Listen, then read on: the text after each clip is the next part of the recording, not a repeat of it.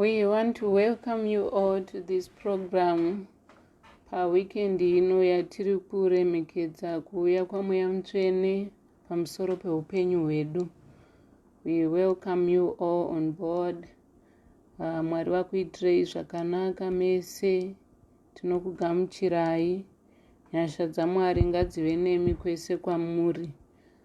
Whatever you are going through, tiri kuda kugamuchira uvepo hwaMweya Mutsvene panguva ino, tichivatenda nekuva nesu, tichivatenda nekutisesekedza. The reason that you are alive today must show you kuti Mweya Mutsvene vanewe. It must show you kuti Mweya Mutsvene vakakutungamirira kubva kare kusvikira nanhasi. Pawakapfuura napo, Davhidhi anosvika paanotaura achiti, kunyange ndikafamba nepamupato womumvuri werufu, handingatongotyi kunyange zvakaipa, nokuti imi Jehovha muneni. Paari kuti muneni apa haasi kutaura uvepo hwaMwari hunooneka, asi ari kutaura uvepo hwaMwari husingaoneki. Ndipo Jesu pavaitaura kuvadzidzi vavo vakati, mwoyo yenyu ngairege kumanikidzwa, nokuti kana mukangotenda chete kwandiri, mukatenda kuna Baba, zivai kuti zvinhu zvenyu zvese zvichaendeka. So no matter what you have been going through, Pauro anotaura zvakare kuvaRoma chapter number 8 akati, chinyiko chichatiparadzanisa norudo rwaMwari rwuri muna Kristu Jesu, kungava kufirwa here, kutukwa here, kurambwa here, kurwarirwa here, kufirwa here, kunyange COVID-19, hapana zvaingakubvisa pauvepo hwaMwari, hapana zvaingakuita. Saka tinoda kutenda uvepo hwaMweya Mutsvene pakati pedu, nekuti inguva yatinoda kuremekedza zvakanyanya kuuya kwavakaita vadzidzi vakamirira on the 5th day kubva pakamuka Jesu, because Jesu vachienda vanotaurira vadzidzi vavo kuti muri kumanikidzwa, nokuti akaona kumanikidzwa mukati memwoyo yavo. Asi akati, inini ndiri kuenda, asi kana ndaenda handikusiyei muri nherera, handikusiyei muri moga. So pauri kusangana nezvinhu zvinogozha paupenyu, pauri kusangana nezvinhu zvinokuremera paupenyu, Jesu vari kuti mwoyo wako ngaurege kumanikidzwa, mwoyo wako ngaurege kunyanya kuremerwa, nokuti Jesu vakazvitaura vakati ivo ndivo nzira, ndivo chokwadi, ndivo upenyu. So in whatever we are going through, vadzidzi varipo vakamirira vachitya, mukuru wavo arohwa, aurawa, asi vakangotenda mushoko ravakataura kuti chero ndikaenda, asi tendai shoko rekuti ndaenda handikusiyei muri mega. So Mweya Mutsvene vauya kuzozadzisa izvo zvakataurwa naJesu. Ivo varivo izwi rakanga riri kuna Mwari, riri Mwari rikauya pakati pedu, but vaenda pane imwe level isingaoneki.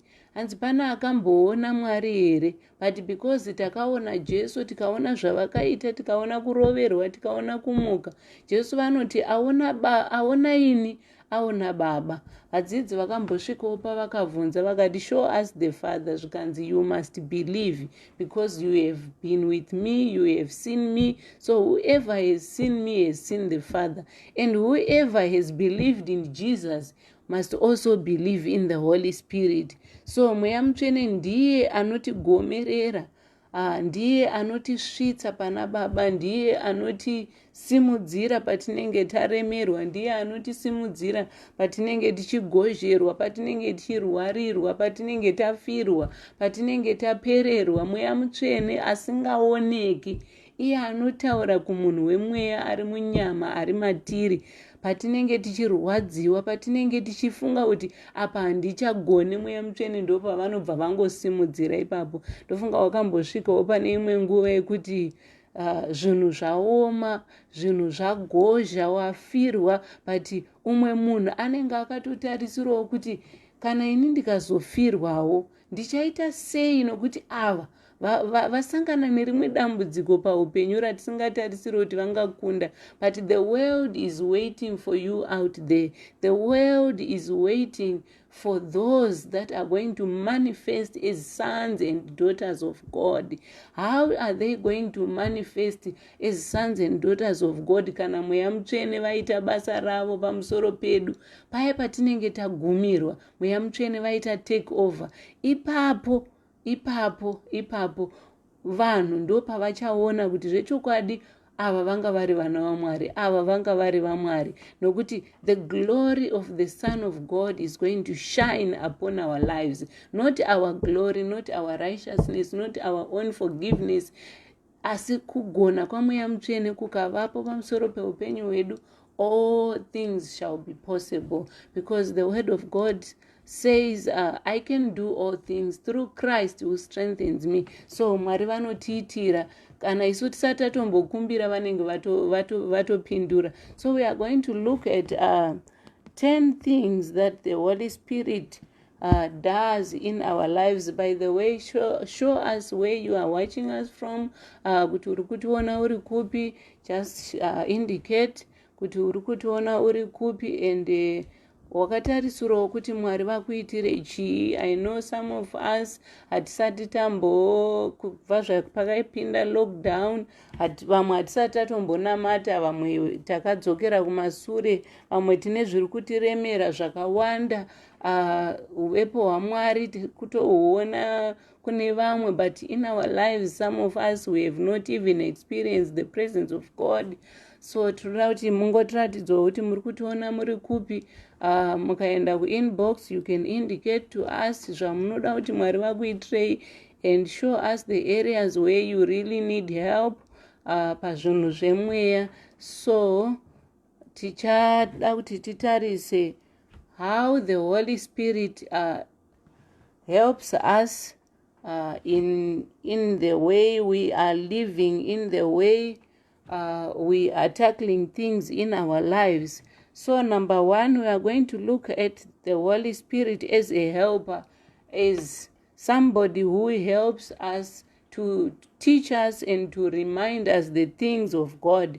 If we look at John chapter number 14, verse 26, inobva yati, Jesus told his disciples, the Holy Spirit whom the Father will send in my name, he will teach you all things and bring to your remembrance all that I have said to you.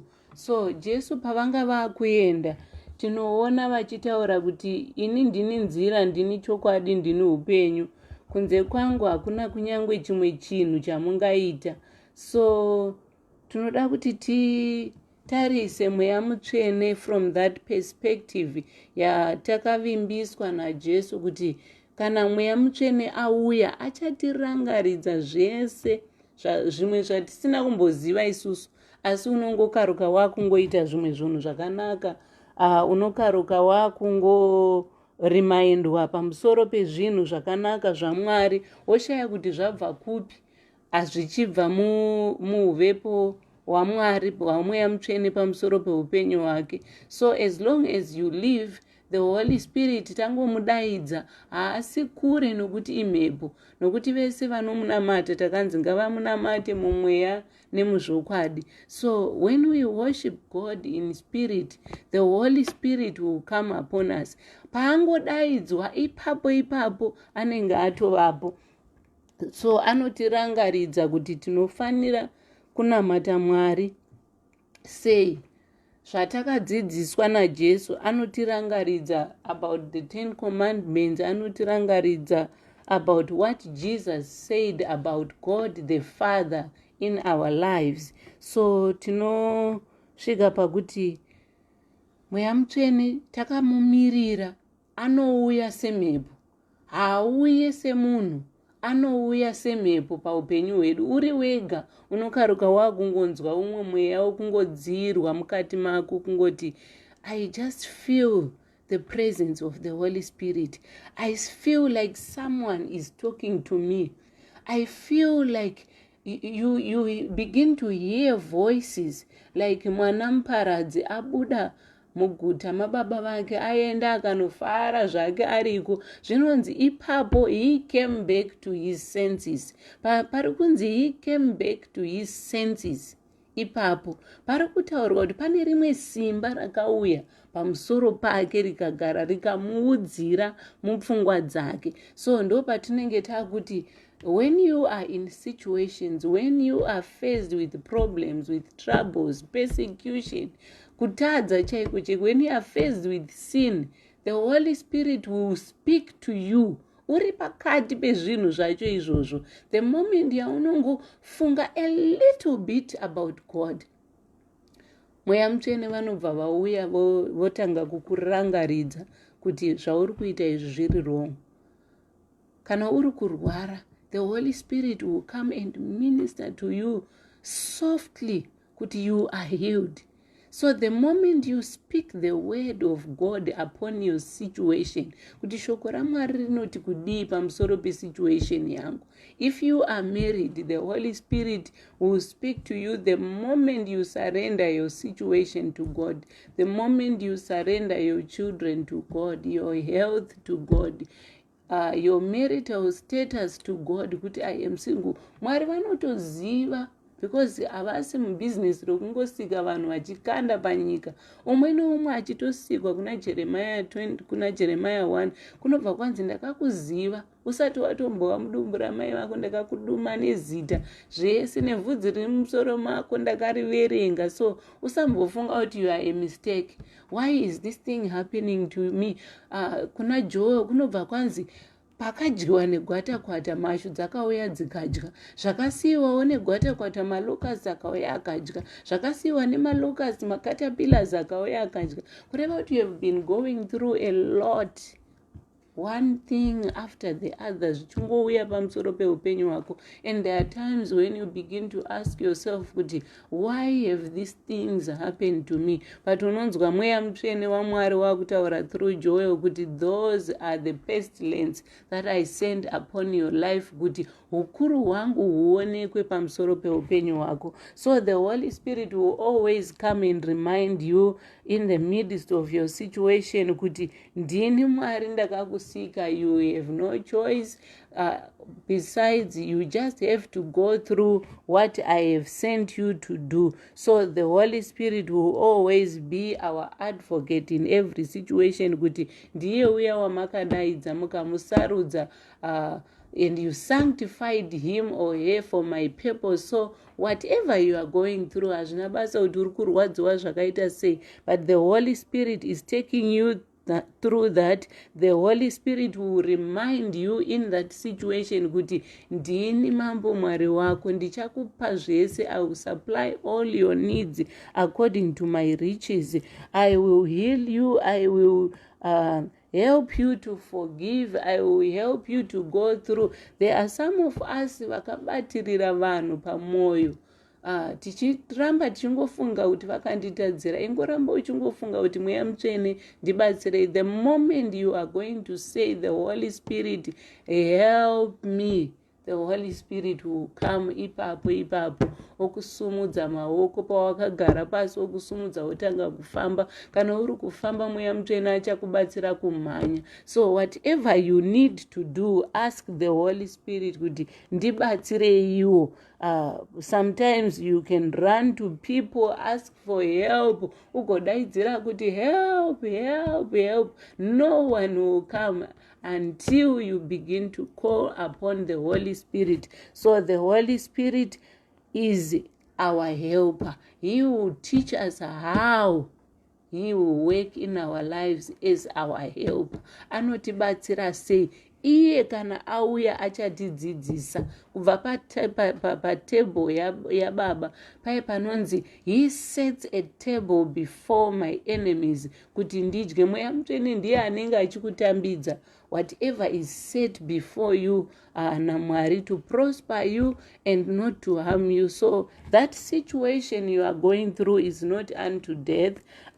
Kunge amai vari kuenda kulabor vanotoziva kuti this time when I go to the hospital, I'm not going to die. I'm not going there because I'm sick, but I'm going there to give birth to something new, to something that will make the whole family happy. So unto us a new person is born. You are going to be born again through the power of the Holy Spirit. The Holy Spirit, when he comes upon you, you shall know kuti handisisiri ndega, ndaane umwe anondibatsira, ndaane umwe anondikundisa. Ina handigoni, but the Holy Spirit kana auya apa musoro pangu anondikundisa zvandisingagone, anondigonesa zvandisingagone kutaura, anondifambisa panzira yandisingagone kufamba, anoita kuti ndimire pandisingagone kumira.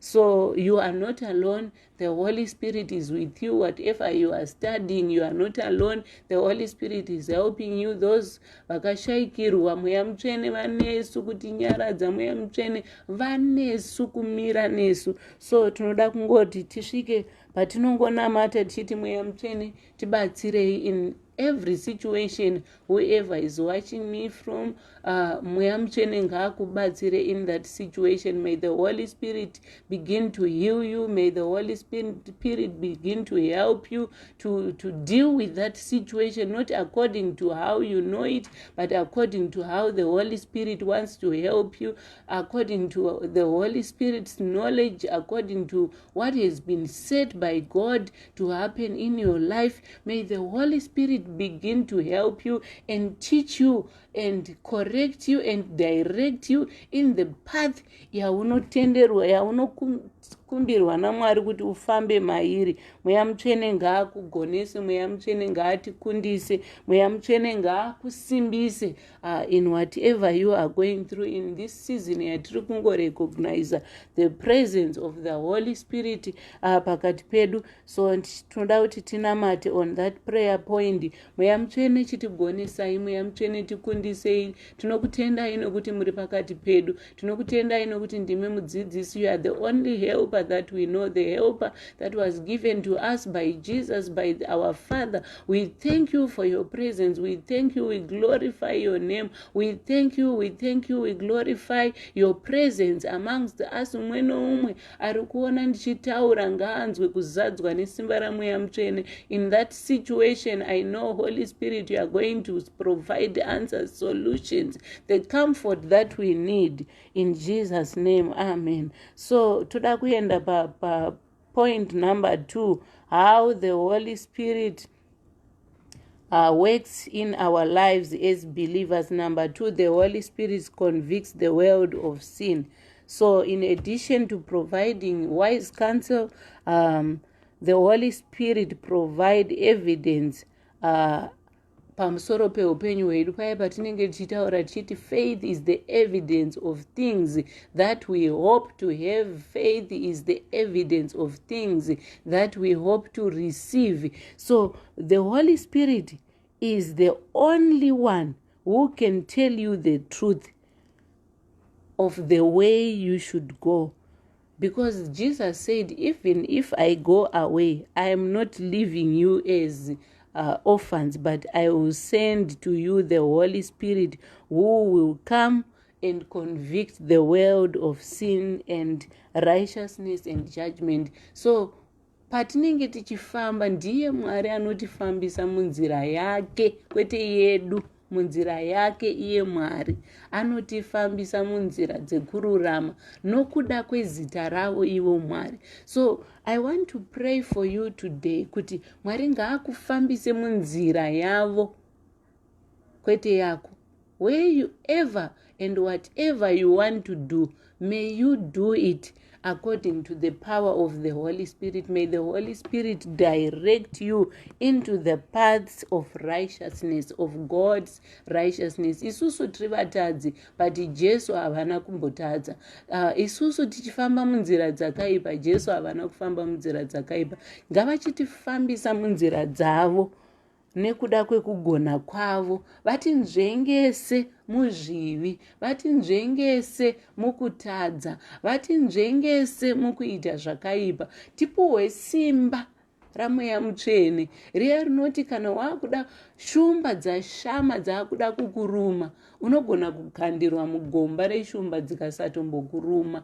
Mweya Mutsvene ngaatigonese kufamba munzira dzavo dzinodzora munhu wemukati. Munhu wemukati ataurwe naye munyika yakazara zvivi. Tiri venyika, tiri munyika muno, but we don't belong to this world. We are in this world, but we don't belong to this world. Kunyangwe fish chero dziri mumvura, kana takuda kutodzidya, we take them out and put salt, but dziri kubva mumvura inovava. Tirimo munyika inovava, munyika yakazara zvivi. May the Holy Spirit continue to direct us. Holy Spirit, we thank you.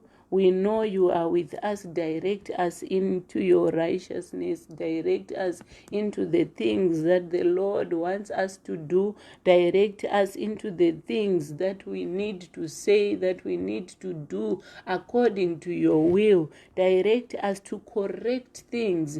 Direct us to righteous things.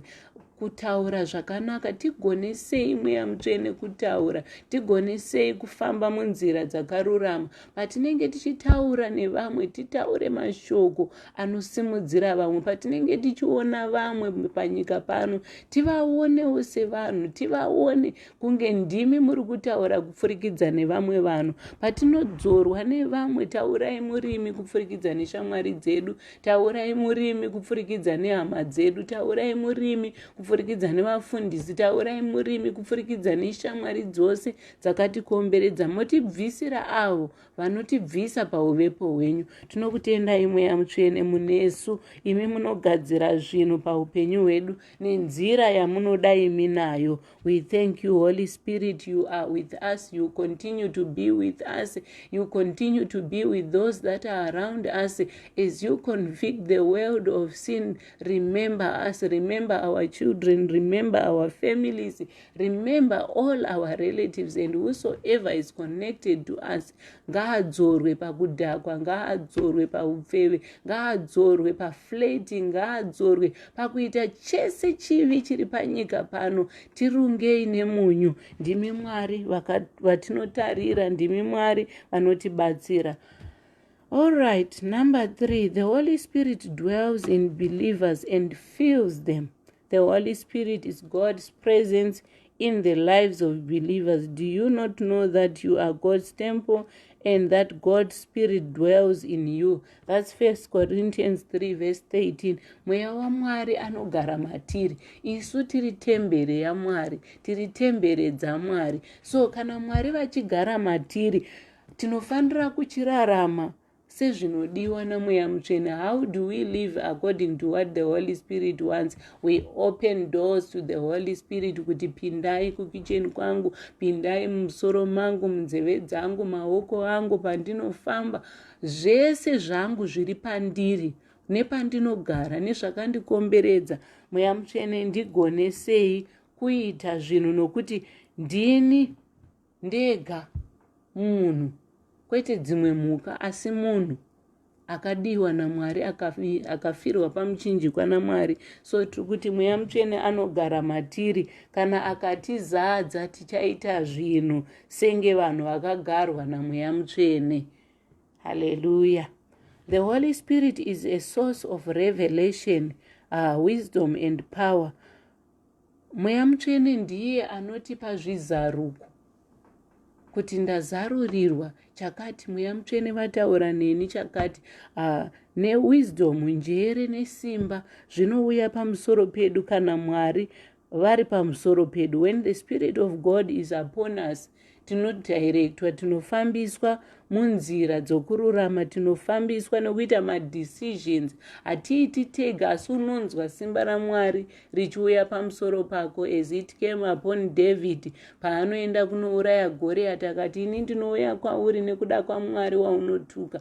Haana kuti ndiri kuuya kwauri nesimba rangu, asi akati ndinouya kwauri kuzokurwisa nekuda kwesimba raMwari riri pamusoro pangu. Tinonzwa zvekuti Samson, the Spirit of God came upon him May the Spirit of God come upon your lives, come upon all our lives, kuti tiwaniswe zvizaruko, and to do things zvine uchenjeri, zvine wisdom, and to do things according to the power of God. Kungokaruka uchingomukawo uchinzwa kuda kunamata, uchingonzwa kuda kuverenga shoko raMwari, because faith comes through hearing, and hearing the word of God. So kungova nepfungwa dzinoramba dzichingofunga pamusoro peMwari, so God will reveal all the good things to only those that believe, and the miracles that God has set for our lives will begin to follow us kana taita zvinodiwa naMwari pamusoro peupenyu hwedu.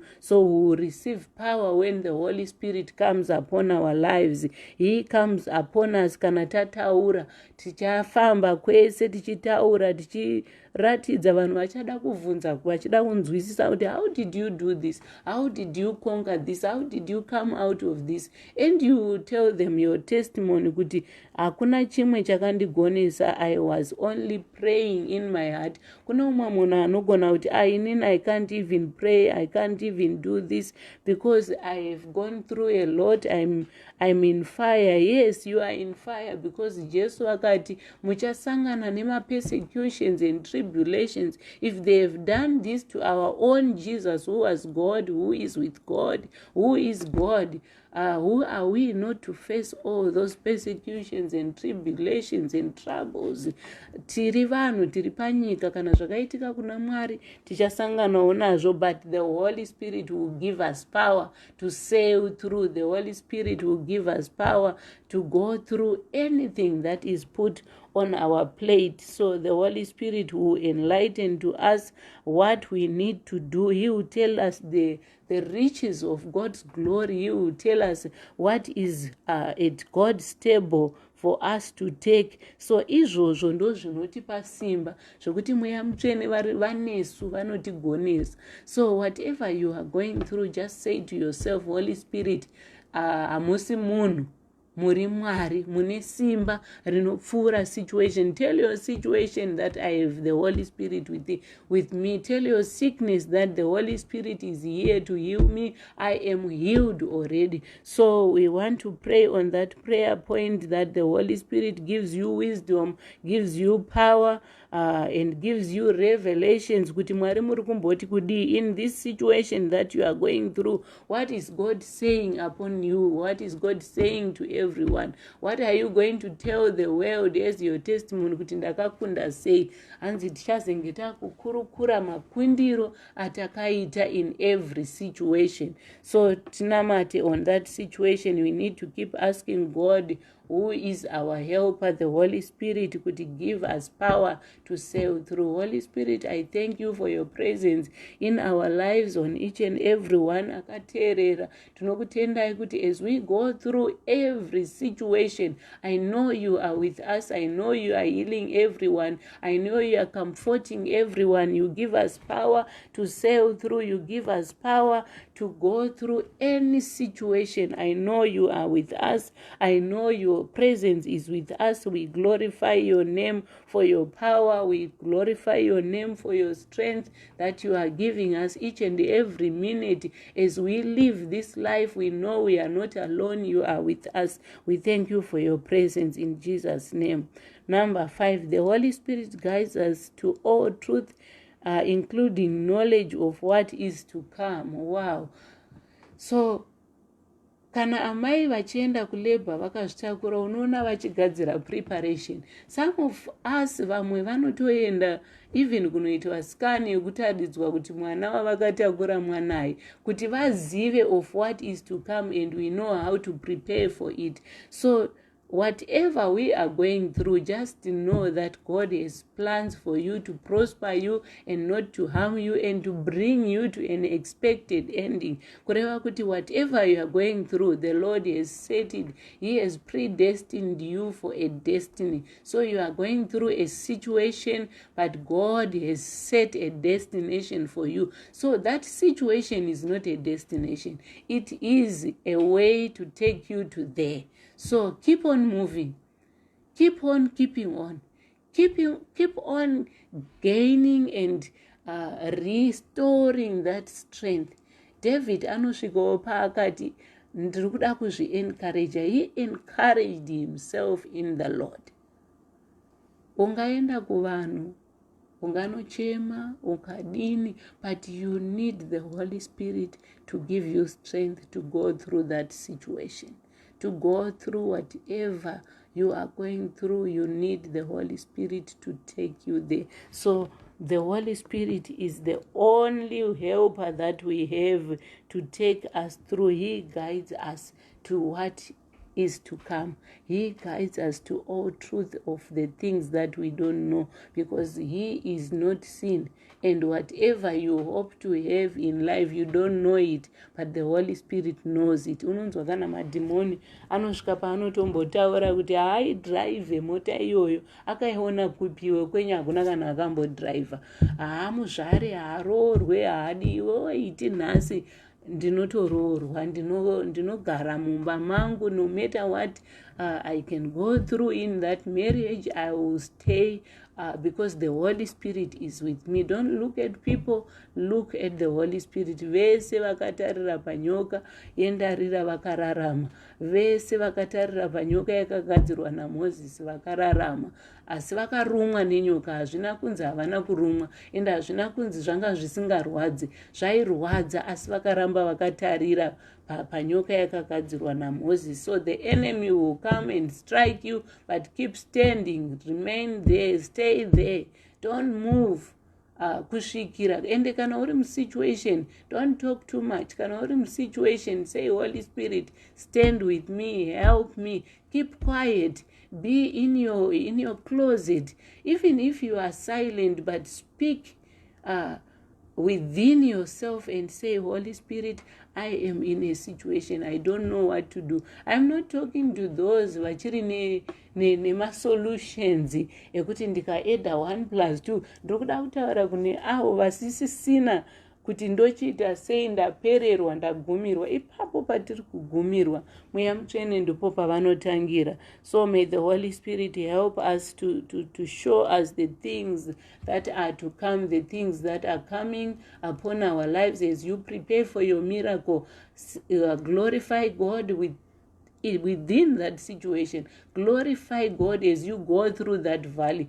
Glorify God as you go through that situation. Kuti Mwari ndinokutendai, because I know the end will always be better than the beginning. Kana tichidyara zvinorwadza, kana tichidyara tinenge tichiremerwa, tichigomera, pane kutsungirira nekushingirira tiripo kusvikira tachibata chatinenge takadyara.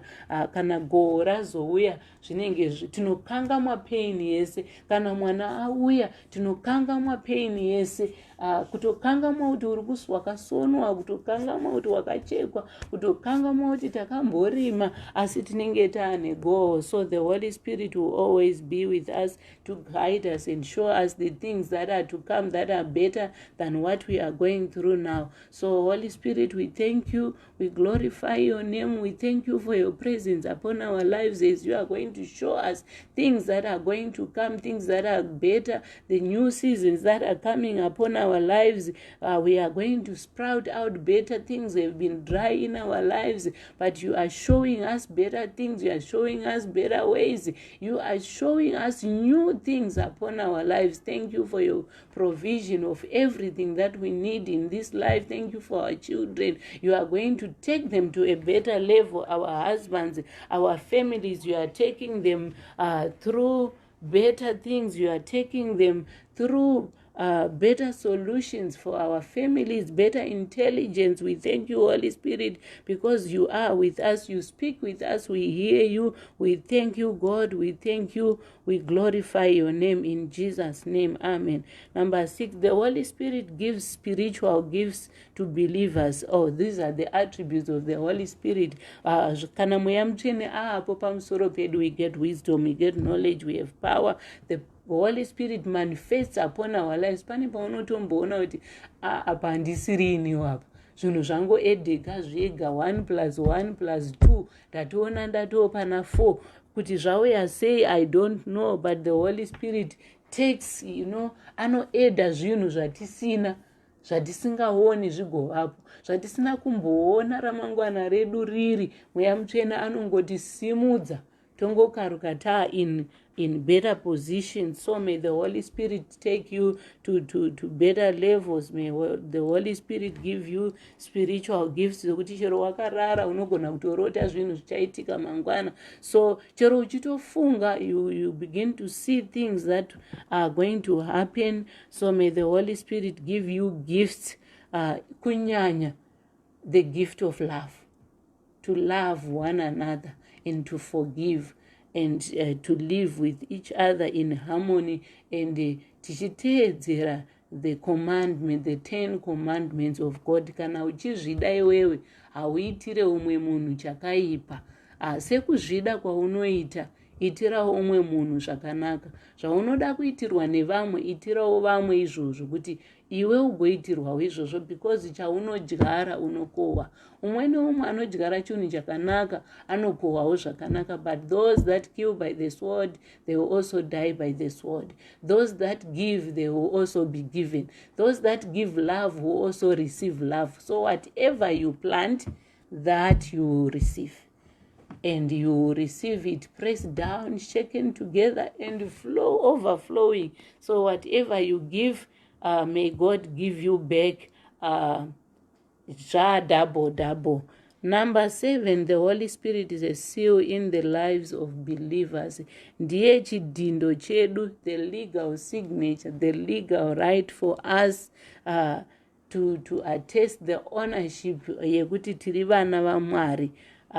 Kana Mweya Mutsvene aapo, ndiye akatipa simba. Hatina kumbozvarwa kunzi putu taapo tiri kutooneka kuti ichi ndechemweya icho chatinoona, but takatenda kuti Mweya Mutsvene ariko, Jesu varipo, takatenda.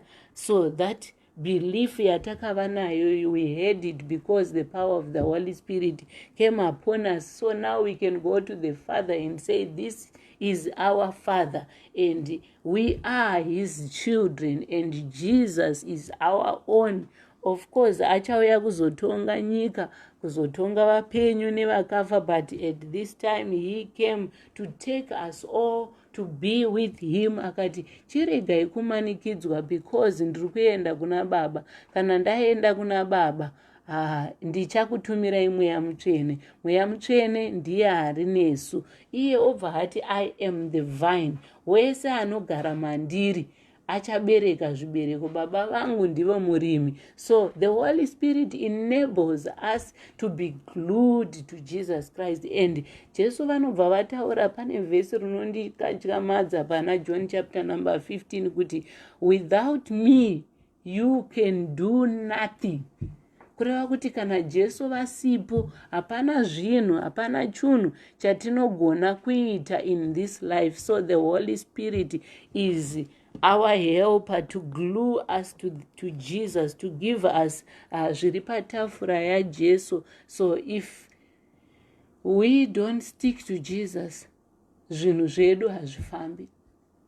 If we stick to our friends will give us their advice, zvavanofunga ivo. But if we stick to the Holy Spirit, the Holy Spirit will give us zviri patafura yaJesu, nokuti kana taanavo vachatipa the inheritance that has been prepared for the children of God.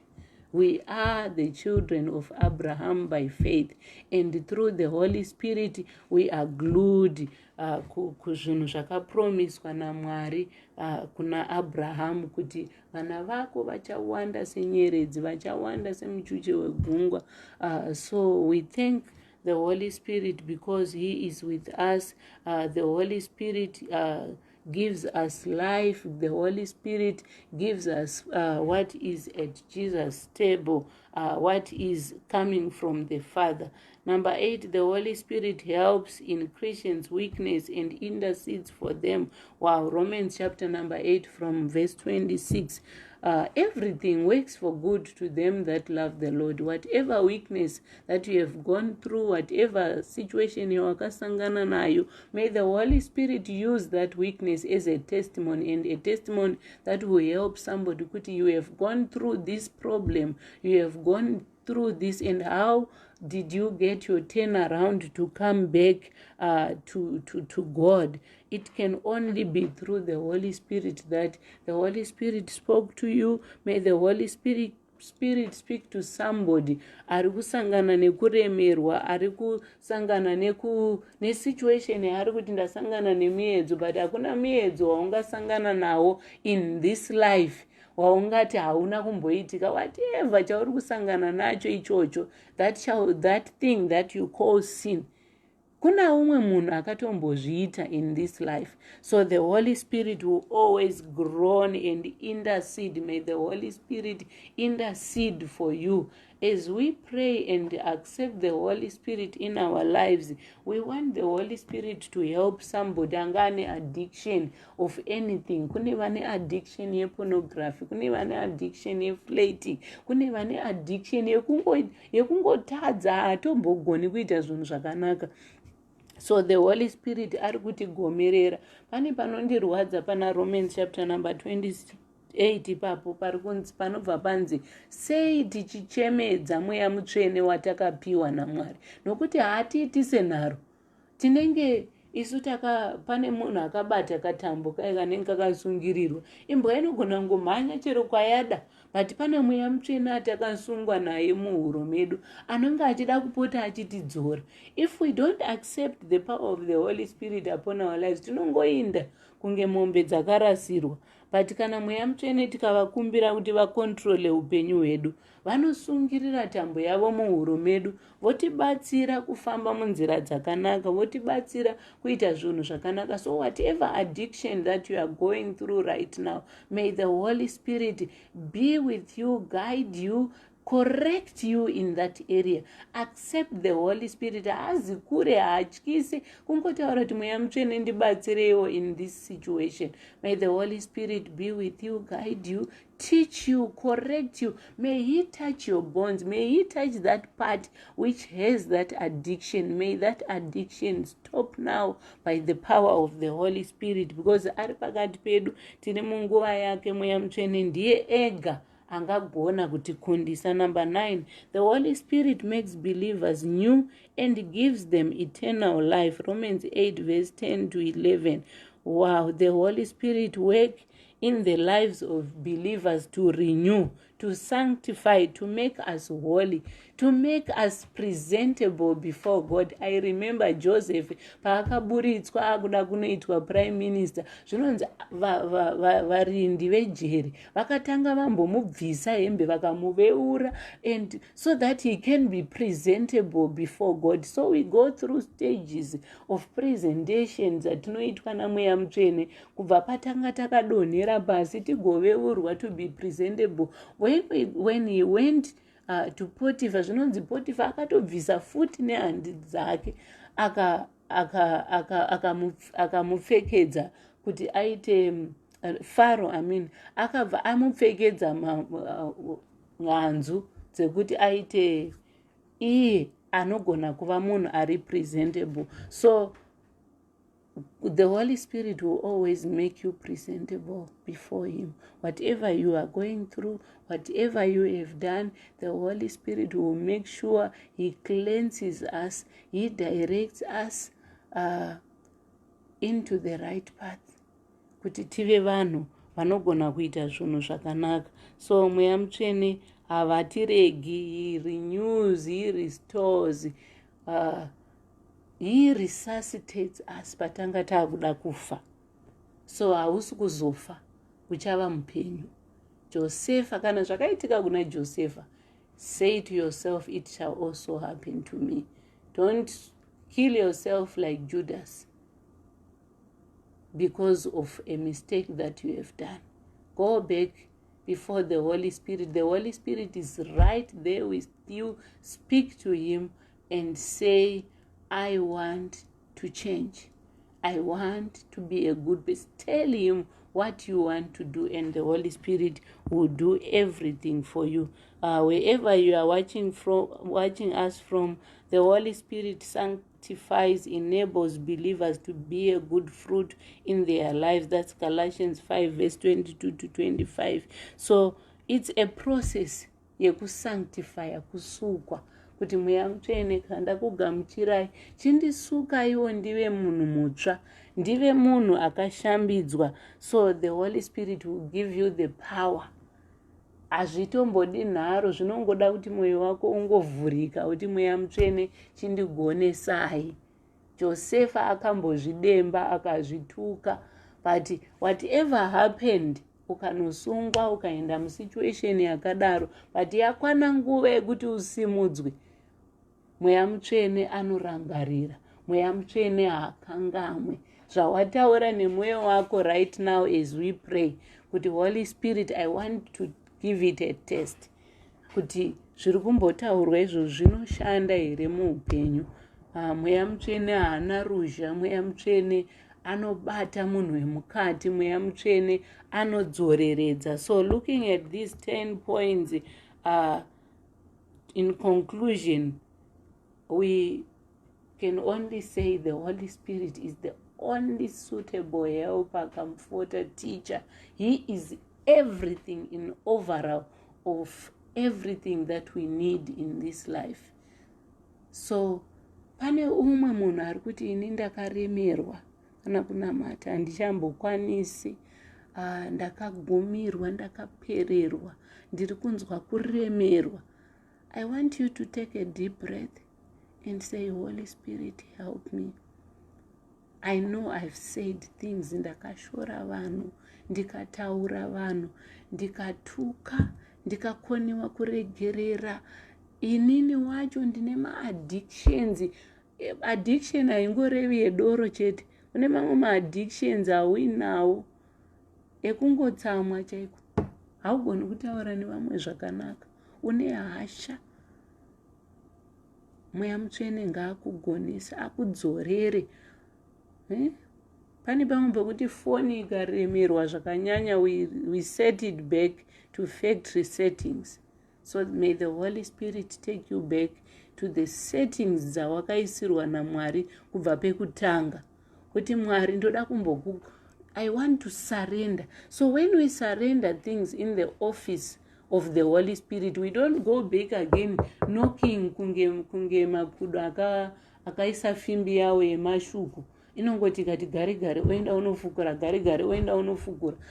Kana tasarenda muofisi yaMweya Mutsvene, tonosiya padeski ravo, todzokera taafree. Kuna akaremerwa here, ngaauye kwandiri nemutoro wake, atore rangu joko rakareruka. Ndo zvairehwa naJesu. There is a situation iri kukuchemedza, there is a situation yauri kushaya kuziva kuti ndoita sei. You have gone everywhere looking for help, you can't find help anywhere. Your help lies with the Holy Spirit. So may the Holy Spirit be with you. May the Holy Spirit heal your wounds. May the Holy Spirit take away that bitterness, that unforgiving spirit. Unozvigona sei? May the Holy Spirit enable you, because with Jesus you can do all things. You can forgive. With the Holy Spirit you can ignore some of these petty things. Kunyangwe nyika ikaungudza nemafungu, kunyangwe nyika ikashora, kunyangwe nyika ikatuka, asi uina Mweya Mutsvene. Una Mweya Mutsvene ari kukubatsira iti, Mweya Mutsvene ndigoneseiwo kunyarara, Mweya Mutsvene ndigoneseiwo kutsungirira, Mweya Mutsvene ndigoneseiwo kutirira ndiripo. Jesu vairohwa, vakakumbira mvura, vakapuwa zvinovava, vakabviswa hembe dzavo, vakaturikwa. There are times dzaunoda kuti sezvakaitwa naJesu, vari Mwari vaigona kungodaidza 10,000 angels dzikadestroya nyika yese, but vanga vane chinangwa. So God has a purpose for your life. I want you to surrender it back to him. Ndiye akakusika, ndiye akakunza panyika. You didn't choose to be born, whether you are a male or a female. So whatever situation you are in that situation because God wants you to be there. But when you are in that situation, learn to behave yourself. How do you behave yourself? There is the power of the Holy Spirit that teaches you to stay in that situation. Uchingoti Mwari, your grace is sufficient for me. So I want us to pray right now. Vanoda kutibata, you can write inbox. There is that number that has been given to us. Write on that number. Surrender to the Holy Spirit. We can trust people, but trust the Holy Spirit for everything. Some of us, we went tikatsvaga rubatsiro wherever we went to, but we didn't get any help. The help that we seek, the help that we need is with the Holy Spirit, and the Holy Spirit is the only one we can trust. You can trust people, but trust God for a solution in your life. Thank you, Holy Spirit. We want to thank you this morning. We want to thank you this evening. Wherever we are, we thank you. You are a God who is omnipresent. You are a God who is not limited by space or time. But right now, we thank you for your presence in our lives. We thank you nokuti makatidzidzisa kumirira sevadzidzi vamakati rambai muri muJerusarema musabude tirimo mumasituations edu Mwari hatidi kubuda hatidi kutiza. Jesu hamuna kutiza muchiroverwa pamuchinjikwa because makaziva zvamakatumwa naBaba kuuya kuzoita panyika, zvamakatituma panyika ino mumwe nemumwe wamakasarudza. Those that you sanctified, those that you chose, you justified them. You gave them the power to stand as your children by the power of the Holy Spirit. This morning, this evening, I pray, my God, I pray through the power of the Holy Spirit who enables those that are weak, who heals those that are sick, who make rich those that are poor, who provides, because you are Jehovah Jireh, our provider. Oh yes, Jehovah Rapha, our healer, Jehovah Nisi. Tinokutenda indimi, the only banner that we have in this life. We thank you, we thank you, we thank you for providing food unto our souls, strength unto the weak bones, the valley of dry bones in our lives. You are bringing your spirit, you are blowing your spirit upon them to live again. You are renewing every person that is weak right now. Tinokutendai Jehovah nokuti imi kana masvika, Mweya Mutsvene kana masvika, amuite zvenharo, munobvisa zvakaipa sekuuya kunoita chiedza. Kana chiedza chasvika, Mwari rima rose rinotiza. Tinokutendai Mweya Mutsvene. As I lift up my hand, may you touch everyone who means business with you. I thank you, Holy Spirit. Whosoever trusts in you, I know, my God, you are providing solutions. I thank you, Jesus. I thank you, Holy Spirit, for healing that soul. When you say you love somebody, I know you are providing that love, even though they feel unloved, even though they feel as outcasts. I know, my God, you are taking them back to their positions. You are bringing their health back. You are bringing that forgiving spirit. I thank you, Jesus. I thank you, Holy Spirit. You are with us. Forgive us, Lord, for not recognizing your presence upon our lives all this time. Forgive us, Lord, for we did not recognize and valued your presence in our lives. Thank you, our God. Thank you, Holy Spirit. We love you. We love you. We are so grateful for everything that you have done to us. We are so thankful for you. We are thankful for your presence. Forgive us for not speaking, for not thanking you in all the things that you have done for us. Thank you for your power, for your strength, for the revelations, for the wisdom, for the knowledge, for the healings. We thank you for the miracles that are coming upon our lives in Jesus' mighty name. Parikudiwa mabasa, Mwari provide mabasa. Parikudiwa mari, provide mari. Parikudiwa utano, Mwari provide utano. Parikudiwa varume veumari, provide them. Nezita neropa ra Jesu eNazareta akafa akamuka. Tinokutendai with your presence, with your coming, with your fire. Provide that healing to those weak bones. Provide provide healing to those weak souls. In the name of Jesus, restore us, restore us, restore us, restore us to your presence. I thank you, my Jesus. I thank you, Holy Spirit, as you love the Father, as you love us, our Lord Jesus. Continue to teach us to remain in you, to keep your commands, and to remain in your love. We thank you, Jesus. We thank you, Holy Spirit, even for my friends that are watching me right now. I thank you for the power that you are giving them to persevere, to stand, to continue, to go forward. As you said unto Moses, tell my people to go forward. I also pray for them to keep on moving, going forward to the destiny that you have set for them. I thank you, my Jesus. You are holy, you are holy, you are holy. Thank you for your Holy Spirit upon our lives. In Jesus' mighty name, even the young children, I know you are with them. I know you are guiding them in this world that we don't know where we are going, but you know where we are going. We know where we are coming from. We have seen it, but you have a better future set for our lives.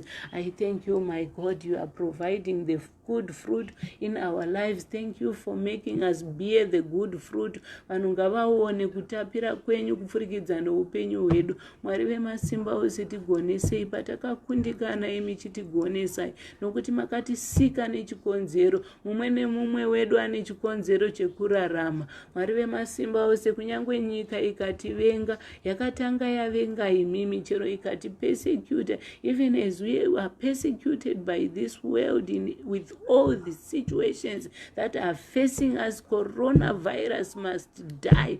Coronavirus, even the spiritual coronavirus that is attacking people's souls, may the Holy Spirit continue to heal the world, to touch the world. Holy Spirit, I thank you for coming down to testify about the glory of God, about the goodness of God. Let there be light. Let there be light in our lives, in every situation. Let there be light. Let your healing touch us, your love. I thank you, God. I glorify your name because you are God. Thank you, Holy Spirit, for your presence. In Jesus' name we pray. Amen.